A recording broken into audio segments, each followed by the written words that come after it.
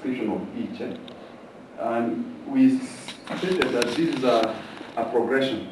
From our view, it progresses from one to the other, and the one that we see at the utmost or the end there is called depression. Yes, but stress, being either positive or negative, we had a conversation around that. It can be negative or positive depending on what it's pushing you towards. We say it's a push or an experience that causes someone to be not in your normal environment. Something pushes you. It can be a deadline, it can be a demand from someone, it can be an experience. Something that causes you to not be in your normal, the way you wake up in the morning or everything moving on. So that it's not necessarily a negative thing. It can be positive or negative, but it's not in your normal state of affairs. Okay? Then a burnout is an inability to function, of course, caused by negative stress, and it pushes you, which something that is pushing you beyond how you're supposed to function. Let me explain here. Burnout, we are saying it's not something good. You have gotten to a place where in your normal self, there are things that you do, but when you have a burnout, you have exhausted your resources, like your reserve, your energy, your effort, and everything. And now it's no longer you in control. You are out of yourself. It's no longer, you're not doing what you're supposed to be doing on an ordinary level. Stress has pushed you beyond what you're supposed to be doing in an ordinary circumstance. Then depression, we say this is actually a sickness. You've now gotten to a mental and a medical condition. We say it's both mental and medical. It can be treated in a hospital, but it's also mental. It's something that you need to be gotten out of. And this leads to losing purpose in life, people becoming demotivated and feeling like they no longer are interested in doing the things they do. And at times you now hear those people talking things which are either, I don't call them abstract or not real. They are not themselves. They have gone to that level. So we say it's a progression from one state to the other. Hope I'm representing the group well. We can interject and put a word or two depending on what we share. Then here we are. The second one is on giving an example. We had several. We had three. But pick one. I pick one. Yeah? This is a case I know some of us may have found even on the social media of this Safaricom employee who was doing quite well at work. His life was good, but he developed a habit of drinking. This drinking went to the extremes, to the extent that he now gives so many excuses for late reporting and all these other things. As a result, his performance in the office dropped. When it dropped, he lost his job, and his manager sacked him. So when he lost his job, he went, even his package, the final benefits that someone gets, he used that to go back to drinking and became a DDO. And in that process, his wife was unhappy with it, and the entire family, and they left him. It's at this point now these things kicked in. Though something was depressing, it went now from that level to all the way to, sorry, though it was something stressing, it went all the way to depression. How?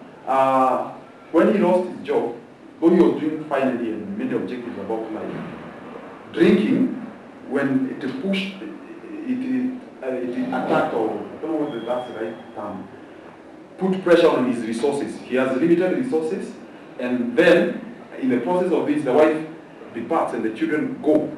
So he is in this stressing environment, and the result was further drinking. He drank his last penny. From that moment, he started now cheating the former colleagues, telling them, you know, I have this project, whatever, and people would continue sending him money until he could not lie anymore, and people got to know about him. So he started selling off his properties, Nyumba, Viti, Nini. You know how to drink it? Yes, everything went into drinking, everything, 100%. Then eventually, he drank everything he could, including his laptop. He sold off even his personal laptop, and then nyumba yake ikafungwa, he started sleeping outside. And when he was sleeping outside, any coin he would get, who would be massive to him and to even the same, he would get into drinking. It's a friend who found him, for instance, akiwa amelala kwa hizo yes, amelala report, looking black, looking chokora. Yes. It's a friend who found him, but no, you cannot go that far. So they started rehabilitating him. So now this now moves us to the fourth issue. What are the symptoms and what are the solutions? First, we said, and this we related also with the other two examples we discussed, is these people develop a don't care attitude. They no longer care about anything in life. In fact, when they are sleeping even in the streets, it's you who is troubled. Then they are okay. They have eaten, they have drunk, they are woken up the following morning. They lose interest in work, they lose interest in life. The one on work, this is what would have led him to not caring to report early or to do the things that he was doing. As long as he's drinking, he has money to drink. That is it. And he will continue on in that. But right now he's being rehabilitated. And in fact, that's why he was writing all these chains of articles on the social media telling people how they need to get out of it and to get out of drinking. People get into drinking, think it's a small thing. But in the long term, it becomes a habit and very addictive. And then you lose everything you have worked for in life. So people lose interest in work. And then also, they have conflict with other people. You are fighting, you lose your family, and it doesn't sound as a big deal for you. You fight with your family, children, brothers and sisters, your colleagues at work. You argue, all these things. Even in church, these things happen. People are depressed, but they don't care about the relationship. It's an issue to them. And we say now, the solution to this, the first one will be counseling, that they need to have someone sit them down, especially if someone is in the early stages of stress or burnout. For stress, it's easy to manage because you get others who are going through similar experiences and teach you how to handle it the way they have handled it in their lives. For burnout, it may involve even higher levels. You may talk to senior managers, you may talk to colleagues, you may talk to people you work with in the same ministry, and they'll help you do it, and the same with depression. So counseling and care, we put them together. Care is for someone who understands you. They need to feel someone feels their situation. They know their circumstance. They are feeling them. If we go to them with an accusing eye or finger, they will feel we are demonizing them. So they need someone close to them to help them walk through this. The second one was understanding. And here, it more relates even to family members or people who know you. We spoke about an experience in our office environment where someone has lost their close relative or family member, they are depressed.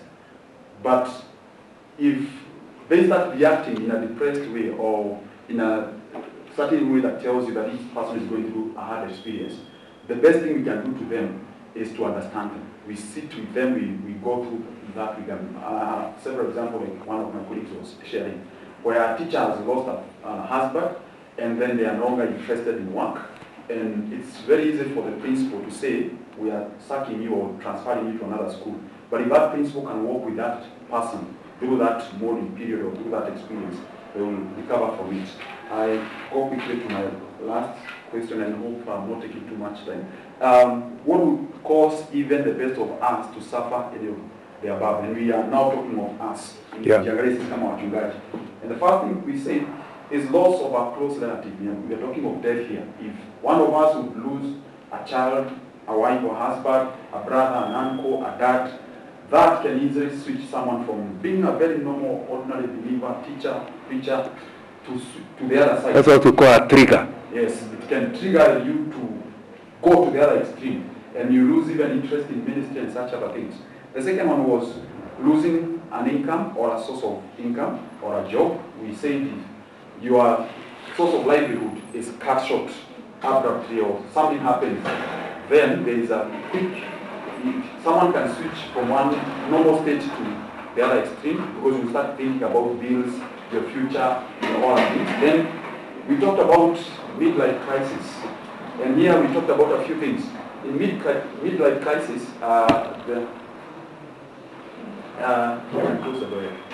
in midlife crisis, we are saying we get to a certain stage of life, we start evaluating ourselves, how far we have come, and how near we are to our expiry date. And therefore, few things come in. There is comparison. You're comparing yourself with your peers and people who are age mates or schoolmates and such other people. And then you are realizing, in so doing, there may be something that you've not been able to do, others have been able to do. Two is purpose. People start questioning why they are in existence, why they are living. Have we achieved anything? Are you getting towards your purpose or not? And at this point, people can easily be stressed. And then lastly, we say it's failed projects. You have started something, you thought by now it should have yielded result or giving some signs it's heading to something. Like my trees after 5 years. Exactly. So you come to a place you are thinking, it's no longer making sense, or it's not heading towards what I thought it would be, it's not giving me any value, and it can be actually even ministry. You felt maybe ministry would have gotten here by this time, or would have gone this far, and you're asking, like Jesus asked that day, how long shall I be with you? And you're looking at ministry, you're saying even leadership has not yet developed, you have no possible areas and stuff like that. So you start realizing there could be a sense of failure, and this can switch someone to that direction. Then the fourth one we spoke about was sickness. People can get sick, and though today you are fine, you're doing okay, then an ailment comes and then incapacitates you in one way or another. You feel stressed about it, and I think we have examples of people who, in one or the other, are affected by a sickness, and that took them down here. The last one was pressure, and this we said it can come from different places. You can have pressure from your work environment, even as some of us here who are in certain ministry and they are your seniors, they can be putting you under pressure to ensure that the church congregation has gotten here, or you're sending this quota to the headquarters and such other things. So pressure can be one of them. And we've said job, and job here we mean anything. It can be broad. Right? The next area it can come from is from the family. You can have a demanding wife or kids who are going to certain levels of education, and there is need for resources to support them in that way. So you can look at now pressure from different quarters. We just gave those two examples, from the work environment and also from the family environment. You can be under pressure, and then it can lead you to stress, burnout, and depression. That's my humble submission. That's fantastic. My friend, I have no job now. Now, this group is unfortunate, but you can only give a point they have not given. So if your points are exactly the same, just say those people stole from us. Walichukua our ideas. So you have to go through your notes. You are not allowed to repeat anything they have said. Question number 1. So it is my humble submission. I will start from where you left. So speaking about the stress, we said it is a state of, it is mental, an emotional strain, ambayo causing you to work beyond your normal state, and it causes tension in your body and demand due to some demanding circumstances. We also looked at burnout, and we said it is I think that one they copied from us, because we say it is inability to perform simple tasks, even the very simplest task, because your body has reached some limit. And then there is the depression. It is a state, we say it is a state, it's a period of low morale or unhappiness where one lacks even interest in life. The other one is give an example of persons you know who had any of the above. We gave examples of ourselves. Here you are allowed to give 2, Yes. because they have taken a lot of your points. Oh, Give 2 examples. actually I had 4. Yeah. Okay, give them, because you may not add much else. Yes, one of them is me. Oh, okay. The person back in 2010, I was teaching in colleges within Nairobi CBD, and somehow I thought I was strong enough to manage to teach in 3 different colleges. So at some time I could finish class from 9 to 10 here, then 10 to 11 I'm supposed to be in another college somewhere, so you could meet me around the streets, And at some point, I got the burnout and I almost fell down along Moi Avenue. And I remember holding a stranger, nikamwambia nisaidie to sit down somewhere. And that's how I realized it was bad. And the other one, my colleague, like Gigi. Were you able to wake up? I mean, Yes. it's curious. Yes, and actually, Because he puts you down, yes. then he goes. Then he goes. He bought me some water. By then, I remember it was so precious to hold, like this, the plastic waters. So akanipaia maji, lakini akaniacha. But that way, someone had tried. Taking that water. Yeah, just taking that water. Aliniuliza unaumwa na wapi? Maybe my thinking, juu siku anaumwa na kichwa, kamwambia tu wewe nisaidie tu kuketi, and he left because it was totally a stranger. Then after that, someone had tried to talk to me about taking all those classes in 3 different colleges, and it was actually very, very tiresome. And immediately after that, I dropped some classes in one of the colleges, and by the grace of God, very soon, after some few months, I got another job. So I left even the teaching in the colleges. We also looked at one that is related to ministry work, and Pastor Gigi gave an example, balancing between work, where you report, and then there is the demand in the church, and also the demands in the family. And sometimes it can be overwhelming. He said he got sick. You were admitted or you just... No, what happened is that I was feeling sick, I was feeling pain in my body. I was having palpitations, I'm feeling so fatigued, so I go to the doctor, and the doctor checks me, does all the tests, and there is nothing wrong with me. So the doctor tells me, asks me, what do you do for a living? So I explained to him exactly what I do, and he tells me, now your body is beginning to tell you that you're overloading it. So you've got to drop some of the things that you're doing. So it gives me some medication, some days off, I go sleep in the house. After some time, go back to work, and then the same thing happens, so I shift to another doctor now. And the other doctor does the same thing. Asks me, what do you do? I teach, I wake up, and then he actually tells me, define for me your daily routine from the time you wake up to the time you sleep. I tell him that I wake up at 4:45, and I leave my house at 5:30. I go to school, and then I teach all the day, blah, blah, blah. In the evening, I either have evening tuitions to do, private tuitions to try and make ends meet. And then after that, go to church and do my midweek services and all those things. And the doctor tells me, you've got to stop this, or else we meet in the hospital bed. I was told that by 4 different doctors. Oh, even the second one, you still didn't believe him? Yes. I was told that by 4 different doctors. After the 4th doctor, that's when I now felt I've got to make a choice. So I had to quit teaching to continue with the ministry. Okay.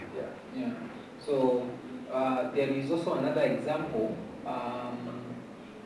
which I have. Now that's the 4th one. Now the 4th. Don't go to 5. of a person whom we schooled with on campus. He had a girlfriend, or rather, he had a friend who is a girl. He had a friend who is a girl. Who is a girl, but he presumed that they were in a relationship. You know, there are those men who presume without stating or coming to that point of conclusion on working together in a relationship. And so, unfortunately, the girl got into a relationship with someone else, and after the college, they got married. And so this boy, or rather this man, who was my roommate in campus, he was not able to handle those stress. And it graduated to you know, he could not work. He could just stay in the house after. Now we have left campus, and unfortunately, as we speak today, it became a mental case, whereby today he just roams in the nearest shop in the center. He comes from Rang. And you remember after campus he had tried to enroll for masters, but unfortunately he was not able to absorb that that reality that the girl whom he loved got married to someone else. And unfortunately now it's a mental case. Ni wale wanaendanga tu wakiokota makaratasi. But he was my roommate in campus. And so I think that one is depression, but beyond. I think it's another level. No, it's still depression. It's still depression. So, like the other group say, depression is actually a sickness yeah. that requires medical treatment. You need, So, it's not just counseling. You require a psychiatrist. one of the sad bits about the whole case is that back in home, because we tried to follow it up, because this is a person that we know, the parents put us off and said it is about witchcraft. And said, wow. and they tried to deal with it as a home, as a family. And they did it. But for us, we could tell, we knew even the girl he was in a relationship with. And actually got married to another man whom we were together in campus. And so those are some of the examples. What are some of the symptoms and solutions you identify? Of course, some symptoms, we talked about muscle aches, headaches, fatigue, palpitations, anxiety. Those are some of the examples that shows that you are experiencing some of these things, and especially stress and burnout. Solutions, we talked about learning to say no. Or if it's something that you cannot manage, learn to say no. Don't be a people pleaser. Learn to delegate. Rest, prioritization, taking time off, engaging in recreational activities. What would cause even the best of us to suffer any of the above? It is lack of, if you fail to do the above, like lacking to delegate. Like for us, we are ministers, we are in charge of churches, and you feel you want to do everything. That one may lead you to stress and burnouts. There are people who do not take rest, failure to prioritize things. It can lead to the above. Thank you. Can we clap for this group? They need a bigger clap to have had something to say after the first group. Yeah, that's very good. We have to go for lunch, but before we go for lunch, let me say about 4 things. Number 1, I expected somebody to talk about the danger of all those comes from lack of being proactive. You have not imagined how you can be a pastor, a teacher, and a private tutor. And how you manage that. And what can happen? What can go wrong? If only you allowed yourself to think what can go wrong, and you saw how wrong it could be, you'd have said, is this worth it? But unfortunately, you don't. I thought it's not in our culture to start asking what can go wrong. And remember, thinking what can go wrong does not make it wrong. It actually gives you opportunity to stop it from going wrong. So there's a message I hope you hear from today. Is the word proactive, and it includes what can go wrong. Let me add to that my second point. If you have read my book, Leadership, King David Style, I say that one of the things I like about King David, he is my best example of a leader, was the fact that the guy was proactive. And in the book I say, you have 3 attitudes you can face on life. Number 1, you can be an optimist. An optimist is a person who never sees anything going wrong. For him, what can go wrong? They just enjoy life. And everybody is very happy with optimists because they are the life of the party. They are always seeing things going well. We can do this. Surely, I can do it. After all, Obama said it. Now, you need to understand, optimist can't be biblical. Because an optimist is a person who thinks he has the capacity. Remember, he cannot be a prayer warrior. What are you praying about? The only thing he can do is adoration and thanksgiving. So you go to the scriptures, and that idea of an optimist, nothing can go wrong, is not biblical. That's why when you find programs in the TV saying, command your morning. That is total and biblical. If Jesus could not command his morning, how can we, his children, do? You remember he is in the Garden of Gethsemane. His desire is, of all the things, Father, you have given me, this one, let's be frank, I can't tackle it. Then he remembers, I cannot command my morning. Let your will be done, not mine. So when you see pastors who are preaching that you can do whatever you want, whenever you want, they have to ask you to become God. They themselves, if they are frank, that idea of an optimist is not something they have experienced. Let me tell you 3 things why I have, at my age, number 1, I've been born again for more than 50 years. So to start telling people that you can command your morning, you cannot have any problem, my life does not support it. Yeah. So anybody who knows me will say, no, I'll be frank. Yeah. The other day I was in hospital. Surely, why would I be cheating people? They can command the morning when I have not commanded mine. So, and I keep thinking you have to be a very good liar for you to preach that world. It's called World Health Gospel. You have to be a liar of some sort. Because even yourself you can tell, I left my child sick. Yes. My wife is having trouble. How do I say this? So it's important to understand. So I can't. I'm not giving you my personal testimony. I can't. I've had many challenges in life. The positive thing is God has gotten me through every one of them. Which gives me to my second point where I can't say it. The Bible does not support it. And I've given you a scripture, the experience of Jesus, isn't it? It's not biblical. To imagine that nothing can go wrong is not the Bible. The Bible is saying it can. But he is saying you will not be alone. And lo, I'm with you always, to the close of this age. He is God promising.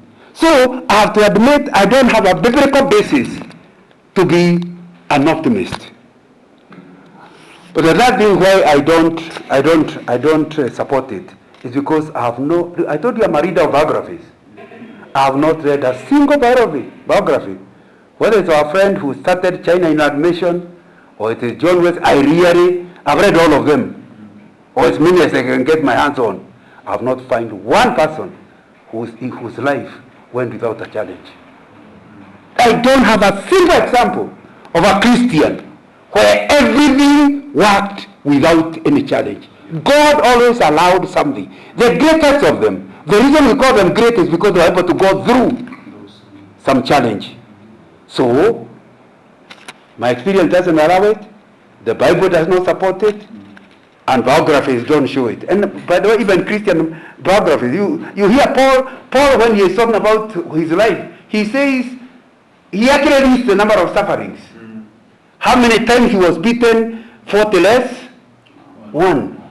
How many times he was left for dead? Surely, why would you then go cheating people? If Paul never experiences, Peter never experiences, nobody experiences. So how do you teach it? So to be an optimist, you can't be a Bible believer if you are an optimist. Number 2, alternative viewpoint is to be a pessimist. Who is a pessimist? This guy is the opposite. He never seeing anything going right. If your wife is a pessimist, please accept my sympathy in advance. If you have gone to London and you come with a dress for her, instead of her liking the dress, she says, tell me the truth. What did you do in London? This is a bribe. Now, she cannot imagine you can give her a dress. She always imagines the worst. And you know the trouble with it is not biblical either. If you believe in a God capable of tackling every problem, why are you, it's good, at the first point I told you, we must admit there can be a problem. Yes. But the second point, you must admit God can handle it. You might not be able to handle it yourself. But what is this problem I cannot? The scriptures ask, is there anything too hard for God? So how can you be a pessimist and be a believer at the same time? So it's not biblical to start imagining everything will go wrong. Number two, if you're a pessimist, you will suffer before you suffer. When you were young, Ben used to say, I'm a cowboy. Cowboys never die. Then they said that cowards die many times. Now, those are the things we said as young boys in the 1960s. Now, the point I want you to understand is if you're a pessimist, you will suffer in advance. You start imagining that this conference will totally fail and you are Pastor Aroi. And you suffer, only to come to Naivasha and the thing succeeds. Now, what was the suffering all about? Instead of doing what I was telling you earlier, think what can go wrong and arrange how to deal with it. Think what can go wrong and be ready even if it went, what your emergency response would be. And therefore you face it. Once you are clear that you can tackle it and God can tackle it, you enjoy your going to the conference all together. But a pessimist, it's not that he's thinking through, he just has an attitude.